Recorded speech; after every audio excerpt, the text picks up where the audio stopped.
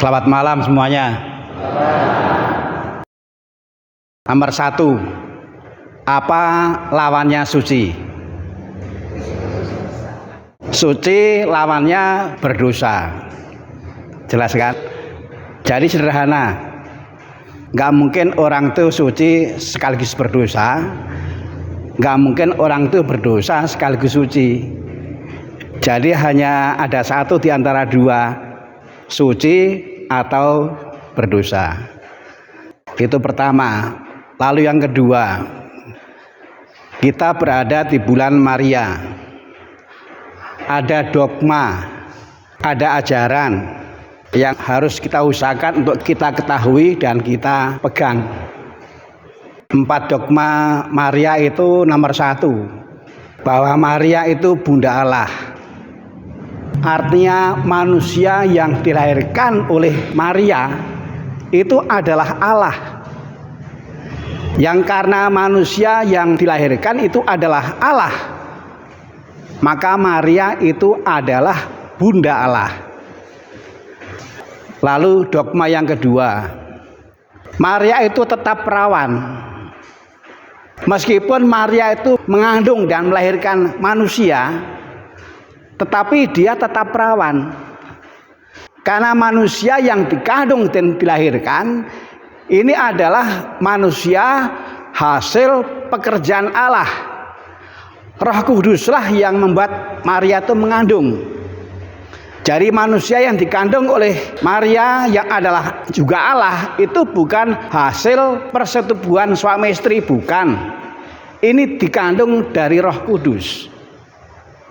Maka Maria meskipun melahirkan dia tetap perawan. Lalu dogma yang ketiga tentang Maria. Maria itu dikandung tanpa noda. Maria itu dikandung tanpa dosa. Jadi Maria itu bersih. Lalu dogma yang keempat, Maria diangkat ke surga karena suci. Itu yang kedua, mengenai dogma tentang Maria. Lalu yang ketiga, kita merenungkan mengenai mengapa kok Yesus yang adalah Allah yang suci mau merendah menjadi manusia seperti kita, kecuali dalam hal dosa. Mengapa kok Yesus Allah yang suci mau merendah menjadi manusia seperti kita, kecuali dalam hal dosa? Mengapa? Pasti ada sesuatu yang masih diperjuangkan supaya dia bisa mendekati orang berdosa lalu menyucikan yang berdosa itu. Jadi turun tetapi untuk nulari. Maka orang sering mengatakan Yesus penebus. Penebus itu ada hubungannya dengan dosa, supaya orang yang berdosa tertebus, yang berdosa menjadi suci. Yesus yang suci turun rendah menjadi manusia seperti kita, kecuali dalam hal dosa, supaya tidak berdosanya ini nulari.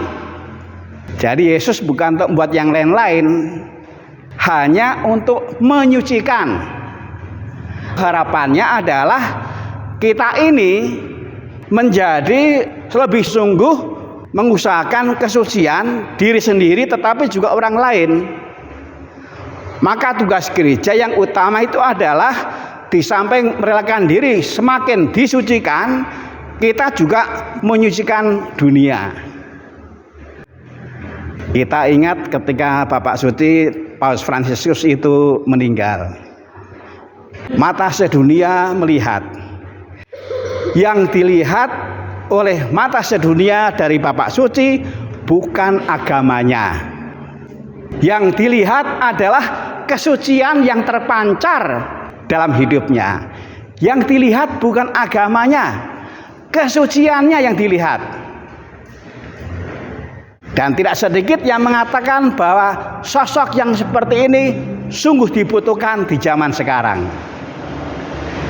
Jadi kesucian itu ternyata sekarang ini juga dibutuhkan oleh dunia, oleh banyak orang.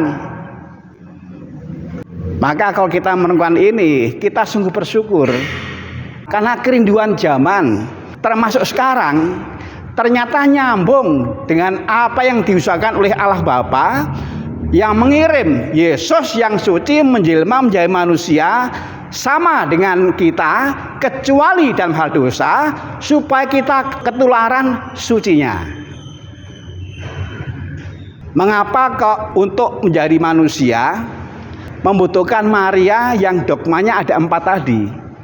Dia bunda Allah, dia tetap perawan, dia tanpa noda, dia diangkat ke surga. Mengapa kok butuh Maria, butuh sosok yang seperti itu? Karena nggak mungkin yang suci ini diwadahi di tempat yang tidak suci. Di gereja kita ada tabernakel. Di dalam tabernakel ada sakramen maha suci. Ada yang suci. Nggak mungkin yang suci ini ditaruh di dapur. Nggak mungkin. Kita nggak rela, kita nggak mau. Yang suci ditempatkan di tempat yang suci. Maka sakramen maha suci ditaruh di tabernakel, tempat yang memang dikhususkan untuk itu. Di luar ada konsumsi. Ada apa ya tadi? Di luar ada bala-bala, ada pisang goreng, ada pisang rebus, ada kacang rebus. Manusia rebus nggak ada. Ada macam-macam konsumsi, tapi kan nggak mungkin konsumsi itu kita taruh di tabernakel, nggak mungkin. Tabernakel itu tempat yang memang dikhususkan untuk sakramen maha suci. Jadi Maria itu memang harus suci, yang dibutuhkan memang harus sosok yang suci.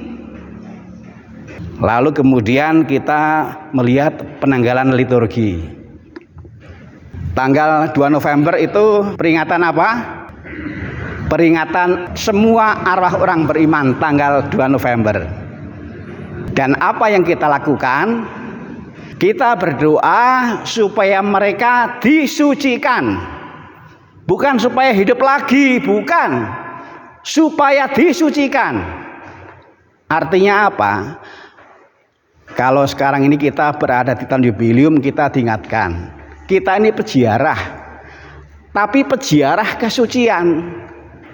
Yang ternyata jalannya panjang.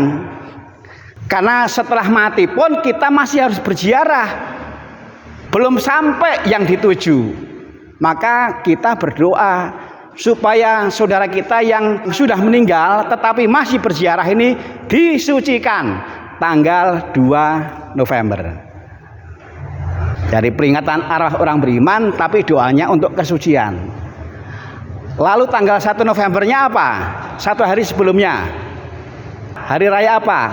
Orang Kudus. 1 November hari raya orang Kudus. Inilah yang harus dicapai.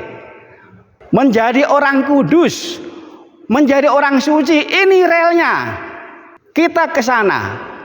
Maka tanggal 2 yang sudah dipanggil oleh Tuhan, kita doakan supaya seperti yang diperingati pada tanggal 1, orang kudus, orang suci.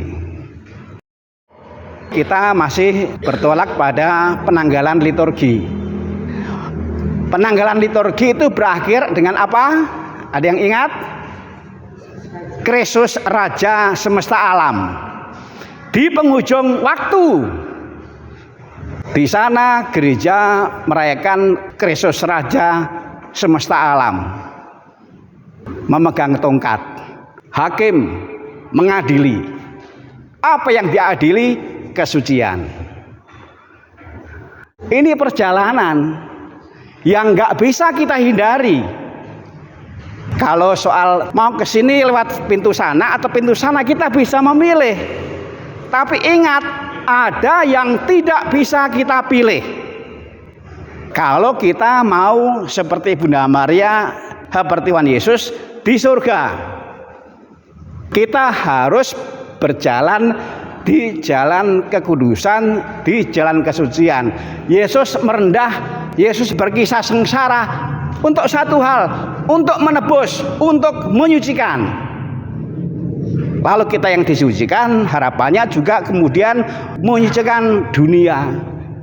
Dunia masyarakat itu butuh sosok-sosok yang memancarkan kesucian. Meninggalnya Bapak Suci Paus Fransiskus itu menjelaskan soal itu. Ada begitu banyak korupsi, ada begitu banyak kekerasan, ada banyak perselingkuhan, dan seterusnya. Ada banyak penodaan hidup, ada banyak penodaan pekerjaan, ada begitu banyak penodaan bumi, dan seterusnya. Penodaan begitu banyak. Maka kalau kita merenungkan soal kesucian yang dibawa dan sungguh diusahakan oleh Yesus, yang ongkosnya mahal karena sampai berkisah sengsara, mudah-mudahan lalu kemudian hatinya tergerak. Pertama, kita bersyukur, berterima kasih karena kita untuk suci dibantu oleh Yesus dan Bunda Maria. Tetapi kita juga menyadari hanya ada satu di antara dua, kita mau nurut atau kita mau bandel. Lalu kemudian kita juga bersyukur karena kita ini juga dipercaya untuk ikut menguduskan, untuk ikut menyucikan yang ada di sekitar kita. Dan cara yang paling mudah adalah belajarlah dari Bapak Suci Paus Fransiskus. Kita ini adalah orang-orang yang bisa dilihat. Saya lihat Pak Andri, saya lihat Pak Yosep. Ini sosok-sosok yang punya badan, yang berarti kelihatan. Siapa yang melek, saya lihat. Siapa yang sudah merem karena merenungkan diri saya, misalnya, kelihatan. Yang kita buat, hidup kita kelihatan. Nah, mudah-mudahan hidup kita itu memancarkan kesucian. Tetapi kalau kita nggak suci, ya kita nggak bisa memancarkan. Kalau lampu itu warnanya biru, ya dia memancarkan warna biru. Kalau lampu itu warnanya kuning, dia memancarkan warna kuning. Kalau lampu itu berdosa, dia memancarkan dosa. Tapi kalau lampu itu suci, dia memancarkan yang suci. Mudah-mudahan di bulan Maria kita mencontoh Maria. Maria suci, cocok, bagus untuk mewadahi Yesus yang suci. Sakramen Maha Suci, tubuh Kristus yang kita sambut adalah Yesus yang suci dan mau menyucikan kita. Mudah-mudahan kita mau disucikan. Jangan menerima Yesus yang mau menyucikan kita, tetapi ternyata kita nggak mau disucikan. Nah, itu malah menambah dosa. Ada sosok yang berkorban, rela mati, memberikan diri kepada kita untuk menyucikan kita. Kita nggak mau kok menerima. Maka kalau pastornya atau asimnya bilang tubuh Kristus dan kita menyambut amin, amin itu berarti ya siap. Saya mau disucikan, saya mau menjadi orang yang lebih baik, yang berjalan di kesucian, supaya hidup saya memancarkan kesucian. Itu amin yang sungguh. Jangan kita bilang amin tetapi kita nggak mau disucikan. Jangan kita bilang amin tetapi kita nggak mau mewartakan kesucian. Tahun jubileum itu sebenarnya menyadarkan kita, ingat kita itu peziarah, tapi peziarah yang berjalan di jalan kesucian, di jalan kekudusan. Mudah-mudahan yang disampaikan Pak Andri dan saya bisa ditimba baiknya, yang memang menggugah kita. Jangan main-main dengan hidup. Orang itu akan menuai apa yang ditabur. Kalau kita menabur main-main dengan hidup, nanti akan dituai. Tapi kalau kita itu serius mengelola hidup supaya berjalan di jalan kesucian, itu nanti juga akan kita tuai. Mudah-mudahan bulan Maria memang membantu kita untuk lebih serius, lebih sungguh-sungguh memperhatikan kesucian hidup. Karena bukan hanya Bapak Suci yang diharapkan, ada banyak orang yang diharapkan.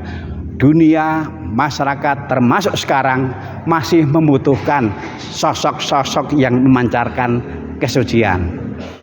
Meskipun kita bukan paus, tapi saya percaya kalau kita memperhatikan orang-orang kudus itu, nggak semua orang kudus itu paus kok. Malah ada juga orang kudus yang adalah orang muda. Malah juga ada orang kudus yang adalah anak kecil. Bukan soal umur. Bukan soal umur. Siapapun umur berapapun bisa memancarkan kesucian. Nah, mudah-mudahan kita ini terhormat, terpandang karena perilakunya memancarkan kesucian. Terima kasih.